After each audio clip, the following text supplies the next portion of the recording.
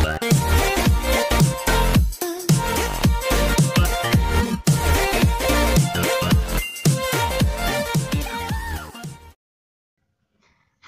Assalamualaikum warahmatullahi wabarakatuh. Apa kabar semuanya?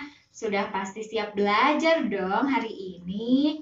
Nah, hari ini kalian kira-kira belajarnya di mana nih? Mungkin ada yang belajar di ruangan belajar sendiri, ada yang di ruang keluarga, atau ada yang di kamar tidur ya. Nah, sayang banget ya kita tidak bisa belajar di sekolah. Tapi kalian bisa bayangkan kan, kalau misalkan kita ke sekolah, kira-kira ada ruangan apa aja sih di sekolah? Iya betul. Di sekolah ada tentunya ruangan kelas, ruangan kepala sekolah, perpustakaan, laboratorium, dan masih banyak lagi ruangan-ruangan yang lainnya. Jadi hubungannya apa ya ruangan-ruangan tadi dengan materi kita hari ini? Ya, hari ini kita akan membahas ruang dan interaksi antar ruang.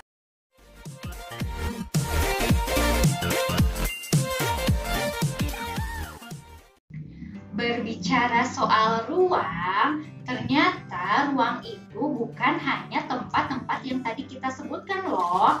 Jadi ruang itu memiliki makna yang lebih dalam. Bumi kita ini merupakan satu ruangan besar yang di dalamnya terdapat beberapa ruang.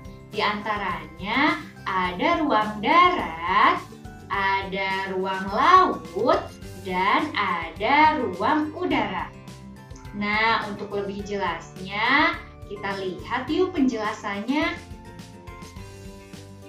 Ruang darat merupakan ruang yang ditempati oleh berbagai macam makhluk hidup, di antaranya manusia, hewan, dan juga tumbuh-tumbuhan. Adapun di udara, ruang ditempati oleh berbagai jenis burung. Dan di ruang laut ditempati oleh berbagai jenis tumbuhan yang ada di laut dan berbagai jenis ikan yang hidup di laut. Oh, berarti kesimpulannya ruang adalah tempat di mana makhluk hidup itu tinggal, baik di darat, di laut, maupun di udara. Untuk lebih jelasnya, mari kita saksikan ilustrasi cerita berikut. Halo semuanya, saya Pak Moli. Saya adalah seorang nelayan yang biasa menangkap ikan di laut. Saya tinggal di daerah dataran rendah, dan laut merupakan sumber kehidupan saya. Penduduk di pesisir pantai seperti saya rata-rata memiliki pekerjaan yang sama seperti saya.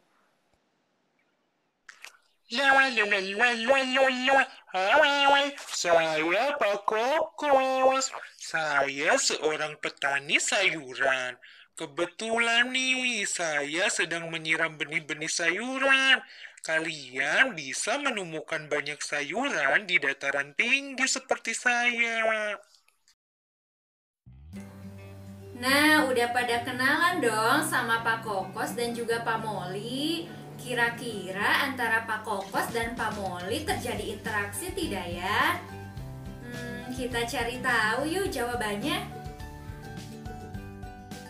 Dari ilustrasi cerita tadi, ternyata Pak Moli dan Pak Kokos berada di ruang yang berbeda ya. Pak Moli tinggal di dataran rendah dan menghasilkan ikan, sedangkan Pak Kokos tinggal di dataran tinggi dan menghasilkan sayuran.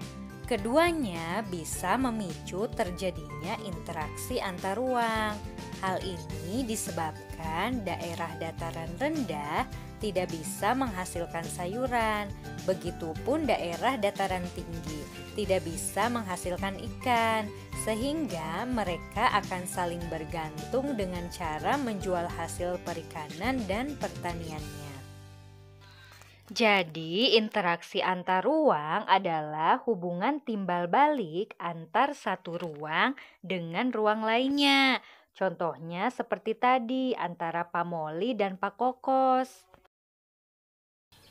Jadi, kesimpulannya, ruang adalah tempat di mana makhluk hidup itu tinggal, baik di darat, di laut, maupun di udara. Dan tentunya setiap ruang itu memiliki karakteristik yang berbeda, sehingga hal tersebut memicu terjadinya interaksi antar ruang. Insya Allah nanti kita bertemu lagi di pertemuan selanjutnya ya. Assalamualaikum warahmatullahi wabarakatuh.